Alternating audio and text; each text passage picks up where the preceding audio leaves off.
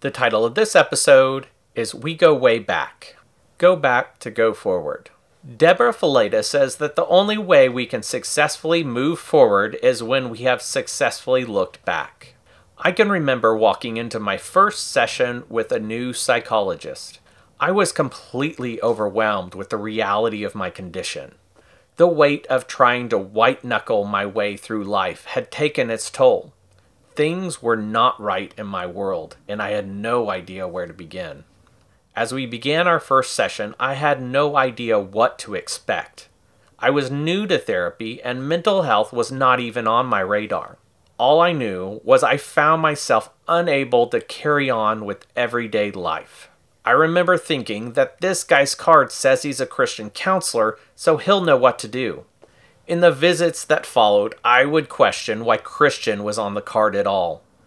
I don't mean to be rude or come off as judgmental. I remember the early sessions talking about my past, my life growing up, and all of the stereotypical things a psychologist is supposed to talk about. What didn't come up was how I was feeling right now in the moment. We would spend entire sessions digging into my childhood or talking about breathing. I recall being so incredibly frustrated because I wanted to discuss my current condition. I remember thinking sarcastically, "This is good and all, but I am hurting now." I wanted him to tell me how to alleviate my current struggles. I understood enough to know that my history and childhood were important, but I was deeply struggling in the here and now. Give me some tools I can use to ease the anxiety I am swimming in now. Show me how I cope with the pressure I am feeling today. We can get to my past, but please help me get through today. In her book Reset, Deborah Fileta provides an incredible example of how she helps her clients. She often asks, "What is the key issue that brought you in today?" This is exactly what I was looking for from the psychologist. Deborah states, "You have to deal with alleviating the pain in the present, the most pressing symptoms first." Deborah then compares it to a trip to the emergency room. If you rush to the emergency room because your lip is swelling uncontrollably to the point that you cannot function, they'll help you reduce the swelling so you can breathe. They won't investigate a lingering symptom from years past that might be related to your current pain. Deborah says that first she would deal with the pressing issue and then get to the root of the issue. This is what I longed for from my psychologist but never quite received. Look, I am perfectly okay talking all day long about my childhood.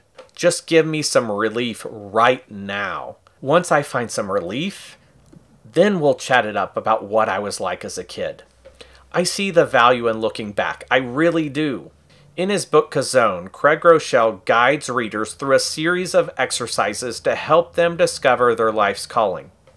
In one of the exercises, Craig instructs readers to use sticky notes to write down key events in their past that shaped them into who they are now.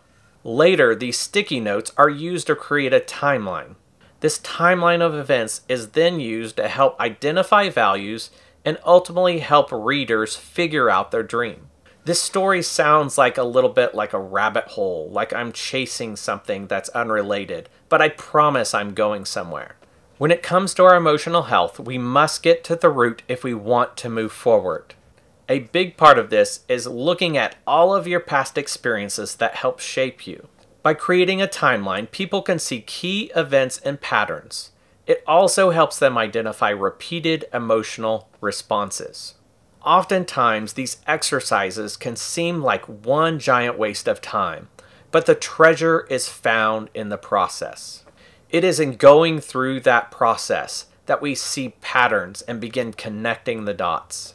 Sometimes these patterns are easy to see, while others are less obvious. Regardless of what category your patterns fall into, they need to be identified, examined, and faced. Remember, we have to go back to move forward. Deborah says that you have to face it to replace it. Verse for reflection. Philippians chapter 3, verses 13 through 14 says, forgetting what is behind and straining towards what is ahead. I press on towards a goal to win the prize for which God has called me heavenward. If you liked the video, please give us a thumbs up and be sure to subscribe so you don't miss out on future episodes.